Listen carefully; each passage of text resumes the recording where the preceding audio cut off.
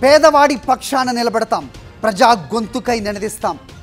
Voice of voiceless, తెలుగువారి మనస్సాక్షి సాక్షి TV. సాక్షి TV ప్రసారాల కోసం మీ స్థానిక కేబుల్ ఆపరేటర్ను వెంటనే సంప్రదించండి. ఎట్టకేలకు యాక్షన్ హీరో విశాల్ పెళ్లికి రెడీ అవుతున్నాడు.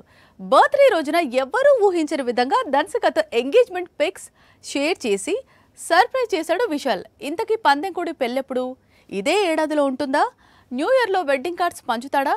అసలు వీళ్ళిద్దరి లవ్ స్టోరీ ఎప్పుడు ఎక్కడ మొదలైంది? August 29 Vishal birthday. నిజానికి ఫ్యాన్స్ అందరూ హ్యాపీ బర్త్డే పందెంకోడి అంటూ విష్ చేస్తున్న సమయంలో విశాల్ ఎంగేజ్మెంట్ పిక్స్ షేర్ చేసి అందరికీ బిగ్ సర్ప్రైజ్ ఇచ్చాడు. తమిళ హీరోయిన్ దన్సికతో విశాల్ కొంతకాలంగా ప్రేమలో ఉన్న సంగతి తెలిసిందే. ఈ విషయాన్ని గతంలోనే యోగిదా అనే సినిమా ట్రైలర్ లాంచ్ లో రివీల్ చేశాడు విశాల్. ఇదే ఏడాది వీరు ఇరువురి వివాహం జరిగే అవకాశాలున్నట్లుగా తెలుస్తోంది. నిజానికి బర్త్డే రోజే దన్సికతో తన వివాహం ఉంటుందని ప్రకటించాడు విశాల్. కానీ కుదరలేదు.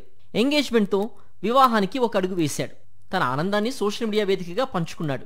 నడిగర్ సంఘం భవన నిర్మాణం పూర్తయిన తర్వాతే పెళ్లి చేసుకుంటానని విశాల్ గతంలోనే ప్రకటించాడు.